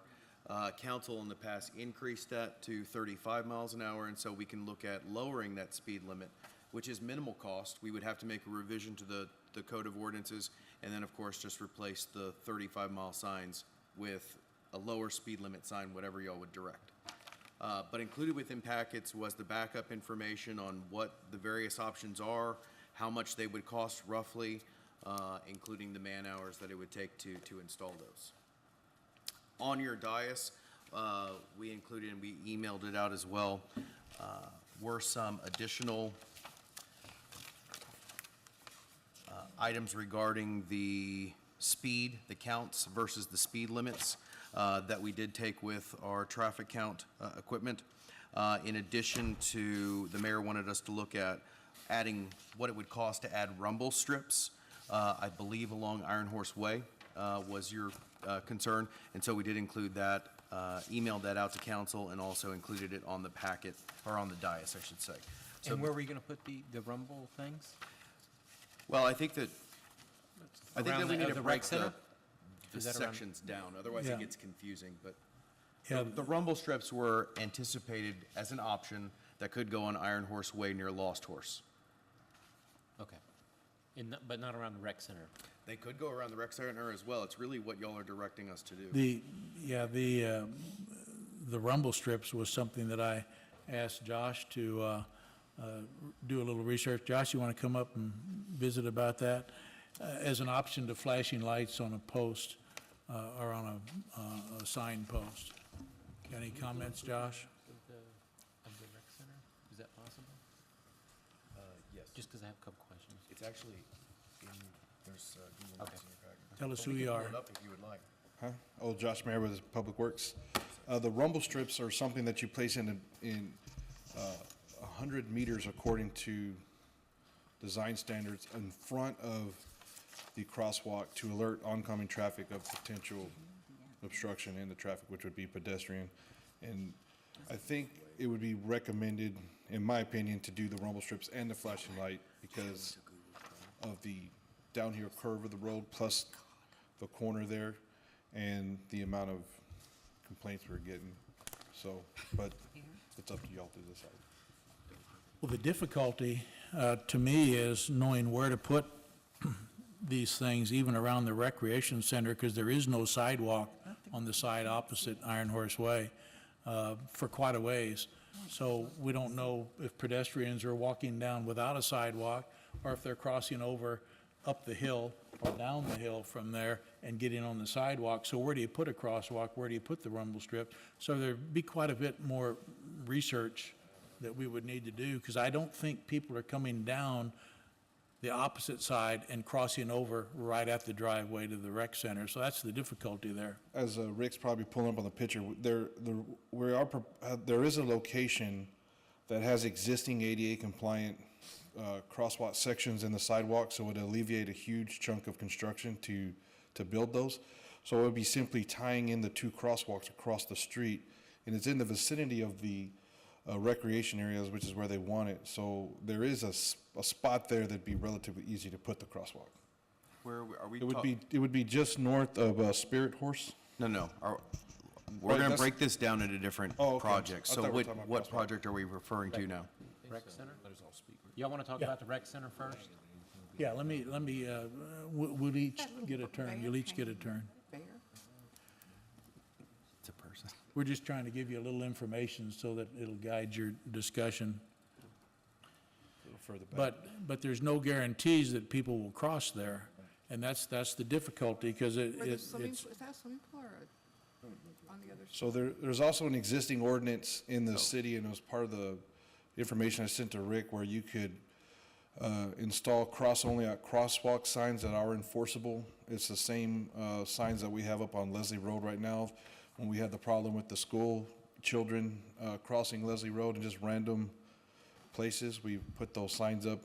And from what I've seen, it's actually helped with the Leslie Road just by putting only the crosswalk signs. The good kids read it and adhere to it, right? So, but anyways, those are the two crosswalks that are immediately across from each other. So it'd be as simple as installing the appropriate painting and lane designation for pedestrians right there, and then deciding what type of advance warning we would want to put out and how much. So how far is that from the rec center? The rec center is just up on the left. If you see that little white Yeah, that's the entrance right there. That's the entrance to the rec center. I see, and you're saying, so there's not one on the other side, so that's why, there's not even a sidewalk. Yeah. Yeah, we would have to build a whole sidewalk if we wanted to Right. get it closer. And how about the other direction? What, I looked, but I don't remember how far up the hill. There is side- not a sidewalk on the There's other not. side of the That's what I street. thought, all the way to the Okay, estates. But the sidewalks are on either side of the road, and they do meet, like where we just showed the picture. Right. Up to a point. When you get into the other section of Iron Horse Canyon, there's no sidewalks. So, But if I remember correctly, when you're coming south, when you hit the rec center and you're coming down off the hill, you hit that rec center, there is a little bit of a hill, right? Yes, So sir. you have to put that crosswalk is gonna have to be after that hump or hill. the crosswalk will actually be on the flat section, but it will be after the slight hill coming down. So that's why we're recommending, like the mayor was recommending, the rumble strips, the flashing lights, every bit of signage that we can put out there in order to, slow traffic. That's a good idea. And those rumble strips, you may have gone over them on frontage roads on I-10. It just gives you a little There's some at Triana. wake up. Is there, oh, yeah, there are, yeah, on Bandera Road. Is there a sign that says slow down? Yes. Yeah, there's all kinds that we can put in there, Yeah, 'cause watch those- for pedestrians. I watch those. Yeah. I'll slow down. We're actually going to put, according to the plan that I gave to Rick and I believe in the packet, we're actually talking about putting a yield to pedestrian marking and a yield to pedestrian sign. So they'll actually be Right. in front of the crosswalks where it'll actually designate if this is where you're supposed to stop, and those would be enforceable if they were adopted into code. And then the other issue is on Gulm Road, and we can talk about that also. Can we talk about the 35 down to 30 miles per hour? Yeah. Because we're on this is the one we're talking about, right? Right. Can, Let us, I'm confused. Yeah. So can we get some direction as to whether the city wants us at the staff level to implement a crosswalk on Iron Horse we're Way? going to get there. Okay. And it's the way the agenda item is written, instead of breaking it down, it's just all lumped in. So we'll discuss it all and then come up with specific ideas for each. Ed, do you want to start it off with the ideas for the crosswalk on Iron Horse Way? And we'll go from there. I like the idea of a crosswalk marking for the entrance there, but I was concerned because I used to have property up top of the hill. So coming down the hill, easy to gain speed. Oh, yeah. I guess my question, I like your suggestion, but I was wondering, as opposed to having speed bumps, I think speed bumps might be more effective. Now, they may cause some damage, but let's face it, if you're not speeding, you're not going to have any damage. That's what they're for, to slow it down. Signs, to me, I mean, they're there. Some people are going to honor them, some aren't. And speed bump's going to hit them and get their attention much more readily than, you know. Yes, speed bumps are always a consideration when you're traveling even 30 miles an hour. Speed bumps are more hazard than help, and they do create a lot of damage. Most subdivisions that I've seen, Scenic Oaks, Los Reyes Canyons, they used to have them, and they're gone now. Yeah. Because they do create more problems. And that was a In a parking 25 lot. speed limit, Yeah. though, you know. Yeah. And going lower than 30 on Iron Horse Way would probably be ineffective because people are going to be speeding anyway. So that's why the rumble strips and signage would be the first step to take, hopefully. But we're looking at all of that. The only thing that we need is input from you guys, whether you agree with the direction we're going with the crosswalk signage. Yeah, I do. Would be something to pursue. And the how do you say it, rumple? It's transverse rumble strips. Rumble strips, yeah. It's just to give them a little wake up before the sign. Yeah. Cynthia? No, I agree with that. I agree with the crosswalks on the bottom, the flashing signs and the rumble, whatever, Rumble strips. rumble strip. May I make a comment, Mayor? Sure. One of the things when they installed the rumble strips on Highway 16 before Triana, we received, I believe you did too, several complaints about noise coming off of the rumble strips. So I'm not opposed to rumble strips, but I'm saying don't be surprised if you get an email from adjacent neighbors to the rumble strips saying it's very loud. Aren't they rubber, vinyl? What is it? They're a type of plastic. They're thermoplastic There's material. different ways, different They can cut- materials. They can cut into the road. But you're looking at 55 miles an hour versus 30, so I think the noise might not be as much of a factor. Yeah. Okay. Anything else? No, I was just On that- wondering if that, on that? On Okay, that- we haven't talking about the speed limit yet. No. Okay. Alex, anything on that particular? I concur, I really do. I know that, I agree that the slower speed should cause less noise, even though there may be some, but I would imagine cars going at 50 miles an hour causes a different type of noise. And then that's not always what people moved out here for. But we're going to talk about the other, the speed and the lost Yes, horse lost horse, separately. yeah, Okay. right. Yeah, I'm in concurrence with what we need to do to provide the safety for the people there. Okay. Paul? I'm okay with it. I'm okay with the crosswalk. Bert, anything? Okay, all this started with this petition, right? Well, and we had a couple of individual complaints. Okay. Actually, a youngster was hit by a car up there going across Iron Horse Way, and that's what precipitated all of this, I think. Okay. Is Iron Horse all one HOA? Or is there an HOA for each separate? I think it's all one, isn't it? It's all one. It's all one HOA, but the various board positions, I believe, come from different areas within the. Yeah, they're all represented. Okay, I understand somebody got hit, but I mean, the petition has some names on it, I understand that, but there's a lot more people that live up there. I mean, do they really want this? I mean, the majority of people? I mean, are they aware that we're doing this? Well, obviously, the I only would like to people, run it by the HOA first and see what they have to say about it. That's a good thought. We can do that. I mean, this is, you know, there's a bunch of signatures, but it's not the majority of people up there. Yeah, what we've done so far is just gather data. You see the radar trailer showing the number of Right. vehicles that are How speeding. did that one go 147 miles an hour? Well, Yeah, okay. that could be a misreading, although there was one for 149 miles an hour, too. Yeah. But, and the traffic counts, we tried to do everything we could to justify this, and then the HOA would be a good thing to I think follow so. up with. I mean- Yeah. Because like I say, the difficulty to me, that's a nice spot for a crossover, but how many people actually use the sidewalk and would cross over at that point? And the people from up the hill aren't gonna go all the way down there to cross over and then go back to the rec center, so what do you do with people that are coming down from the other side on the street maybe? So Well, I would just we like still to have things inform look the at. people that we're thinking about doing this, that, you know, the majority, nothing against our citizens, but I mean, I'm not real sure they look at each agenda that we put out there. Okay. I would like to inform them Duly noted. somehow. We'll put a letter together and say, hey, we've had these concerns. These are the things we're considering doing. Run it by your I mean, your that's folks. what I would like to see Okay. on these two things. So that's what we get out of this. Yep. Location possible, but run it by HOA. We still gonna discuss the We're, next? we're gonna do Lost Horse next, which again could be handled by just a sign saying, slow, dangerous intersection or something like that, if that's justified. We only had one comment, I think, from a citizen in Lost Horse saying it was hard to get out of there. Is that right? the actual petition is the Lost Horse. The crosswalk was more of a, Couple of I believe it was letters. just one email that we got on that. Yeah. If I remember. So we do the same thing. Is this also Iron Lost Horse? Yes. Yeah, that's So- the first left as you're going in. Oh, okay. So we were kind of, when we met on this, we were kind of looking at it as an all-encompassing fix.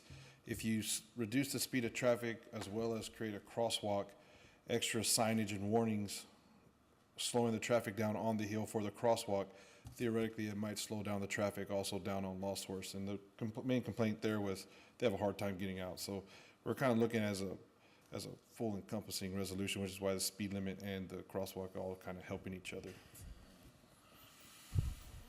The only comment I had is I went and drove out there, and there are some tall shrubs out there I was gonna say. on that corner that if they kind of cut those back, it might improve their line of sight a little bit. It And will I don't know improve it. why those guys haven't, someone gone out there with some loppers and cut some shrubs back. Yeah, Mr. Mayor, that was exactly my comment. I drove out there, and it was difficult to see. You actually have to go past the stop sign and almost put the front of your car out in order to be able to see well enough to see if anybody's coming out there. But the problem is, that you've got a good 15-foot section outside of that corner property line. It's not in that yard. It's not owned by the property, it's owned by the HOA that is way overgrown, and it's what's causing your sight distance. It doesn't stop the traffic from coming too fast, but it does keep you from seeing more than about 50, 60 feet down the road. So you are gonna have to do that. If they clean that up, and there's some columns in there too. Some of those, if you're in a small car, those columns are hard to see past. So, but that's the HOA. They own and control that. If they were to clean that up, you'd have triple the sight distance that you have. It doesn't stop the people that are going 50 miles an hour from coming too quickly, which is a separate discussion. But the sight distance is, in my opinion, a lot of that.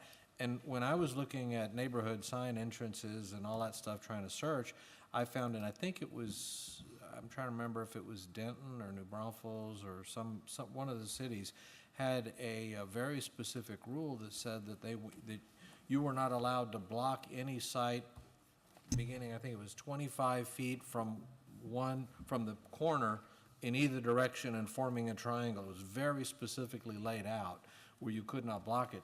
This does, Yeah, very clearly. We have that.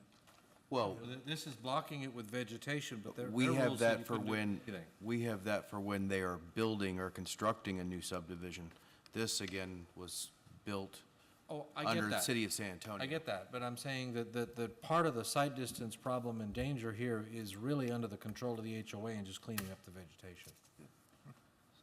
Ed, do you have any comment? Well, so along the lines of sending them a request to figure out whether they like this or not, as to what we're contemplating doing, why don't we just make that Yeah. recommendation, simply, hey, you're in charge, Yeah, they we'll know do that. that, but address it and do something about it and improve their sight distance, you know. Bert, anything on Lost Horse? That was the stuff I had. But I don't think I was on council, maybe you, why did they want the speed limit increased? Do you remember that? You remember that since, whenever you guys were on there?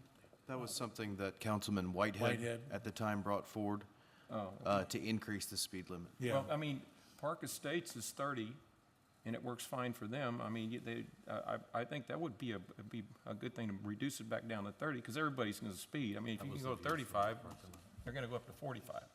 I mean, that's just, I mean, not everybody, but, you know, the ones that push the limit. I Right. think, you know, maybe running that by the HOA to see if they would be, you know, happy with that. But we also got to look at this intersection has had one single car accident in 5 years. This is the information you provided with us.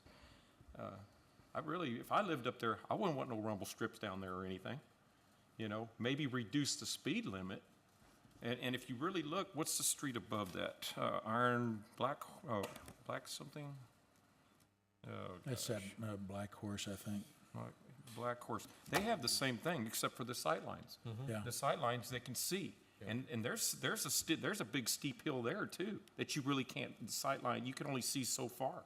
So it's the same thing, same issue with another street up. What are you gonna do, put rumble strips at every single Well, intersection? I think that just lowering the speed limit to 30 and even just putting occasional signs, if they decide that Right. they don't want the rumble, saying slow down, you know. Right. I mean, but run it by the along HOA way and see what down. they. I think that would go a long way to help.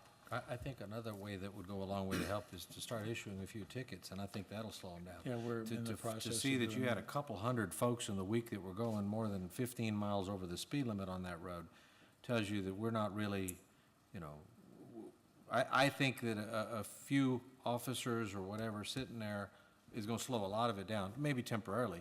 But I think that visibility will actually go a long ways to do that. The word will get out, yeah. Word will get out. Yeah, 'cause we have the same issue on Circle A and some other streets. Yeah, Circle A. Okay, any other discussion on Lost Horse? So we'll address the vegetation in a letter to the HOA. Okay, then, it sounds like you guys, there's a consensus to bring back to you an ordinance change for the speed limit to drop from 35 to 30 Yes. on that section of Iron Horse Way, which will run from Antonio up to I believe it's right at the entrance to the estates is where that changes to 30. Okay, then the last is on Gulm Road at Mill Park.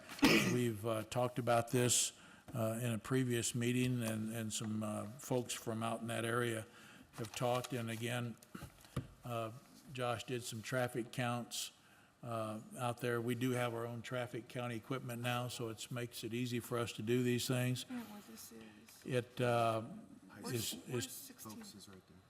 it's too low. It's out there next to Brycewood. It's the next one past Brycewood. Oh, okay. Laurel Heights, it's out there now, but the traffic counts don't warrant a light, so all we're looking at is maybe, and I think it's only part of the year when the sun's coming from a particular angle that gives people heartburn out there. But just maybe putting some signage on Gulm Road that says dangerous intersection. We can't put stop signs because of the configuration of the road, so signage is the next best option, just to warn people that there's a dangerous intersection there. Okay. That's an option we're looking at now, and the least expensive to us. Where would it go? Where that- On Gulm Road, on either side of It that. would go on either side of the intersection, one on Gulm here and one on Gulm up here. Okay. And we could put the signage up first and see how that works, and then go with flashers if we need to. But we're trying to keep the cost down, but yet give something out there to where those folks will feel a little safer. But it really comes down to, like I told those folks, even a light is no guarantee, because we have 3 lights here in town, and we still have accidents at those lighted intersections. Just a second. So we'll start discussion on this then. Cynthia, would you like to start it off? I'm just a little, I remember the gentleman who came and talked about this, the sun was in his eyes or something. Yeah. And I remember thinking, well, we can't do anything about that, but. Right. So if you put a dangerous intersection, I'm just trying to, what would I think if I'm driving, I see this dangerous intersection, what does that mean? I'm not exactly sure what that means. We're not proposing a dangerous intersection ahead. That would, I don't think they have such a sign, but can you go over the? Right, are so the bas- signs? I thought it was something along that line, wasn't it? yeah, so I believe it's in the email, but there's certain signs that are approved by the manual on sign, traffic control devices. There's no dangerous intersection ahead, but there is a sign that is an intersection ahead warning sign. It's a yellow diamond with the design of the intersection on it, so this case would be a T. And then there's a supplemental sign you could put on there with the distance ahead, so you could, that would be the extent. You couldn't put dangerous intersection, that's not a sign that is used. The only thing you could do to make that sign better is the flashing beacon, which is part of the proposal. So there's no light there, so then people just go at will whenever there's the traffic? There's stop signs There are on stop the signs. intersecting road, but not on Gulm. Oh, I see. And the intersecting, people coming in, trying to get on the Gulm with certain times of the day with traffic, they just feel it's unsafe. So we're just trying to come up with a way to help them out. And signage at this point seems to be the most economical if we do anything at all. Ed, any comments on that out there? No, I agree. Paul? I'm fine with starting off with the signage. Alex? I'm fine with signage. Bert?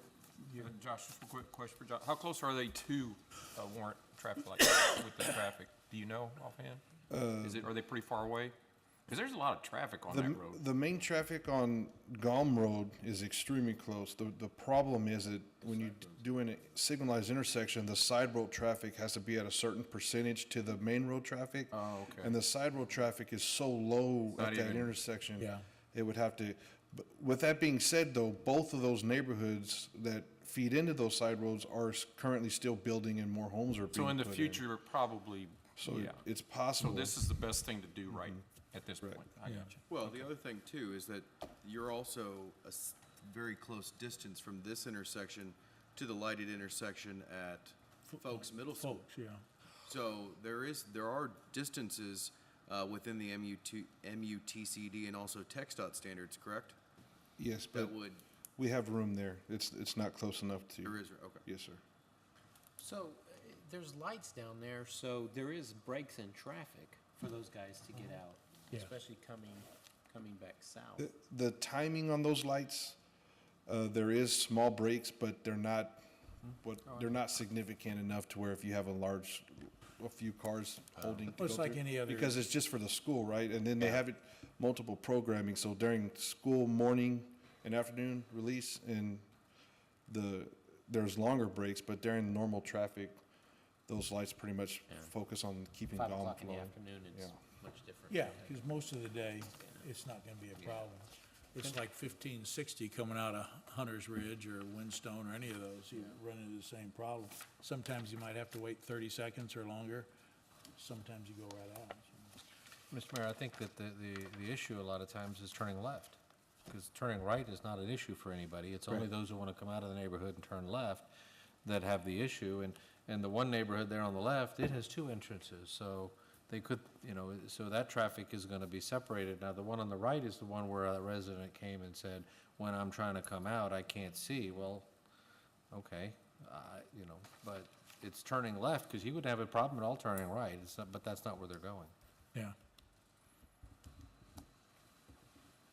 Any other discussion on GOM and Mill Park? Give us direction? Okay.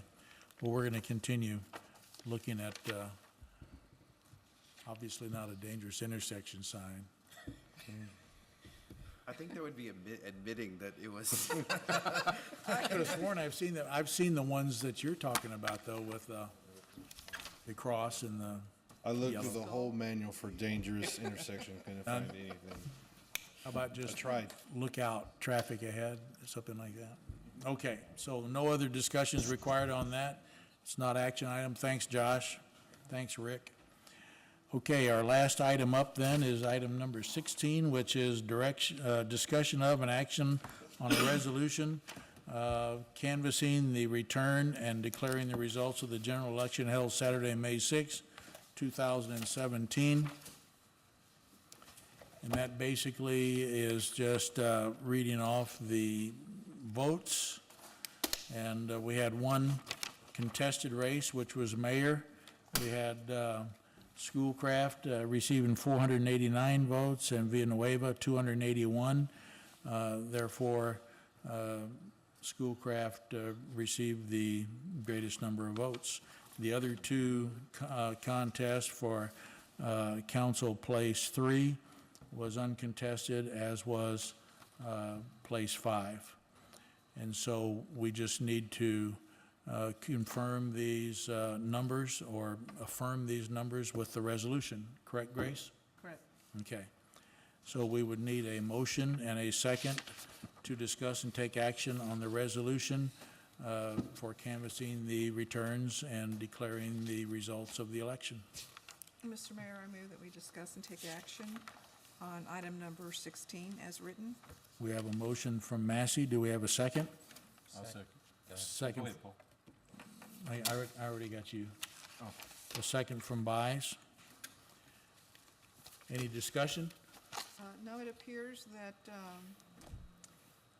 everything is kosher. The mayor, Tom Schoolcraft won with 489 votes, and the mayoral position, and Bert Buys and Paul Fredericks were unopposed. So all the numbers are here and verifiable. Okay, Bert, any comments? Go to canvassing or wherever that is. Ed, anything? Alex? Paul? No, sir. Okay, no discussion. We'll call the question. All in favor of approving the resolution for canvassing, say aye. Aye. Aye. Opposed, say no. Motion carries, and that concludes our agenda. So if there are no objections, we will adjourn at 9:01.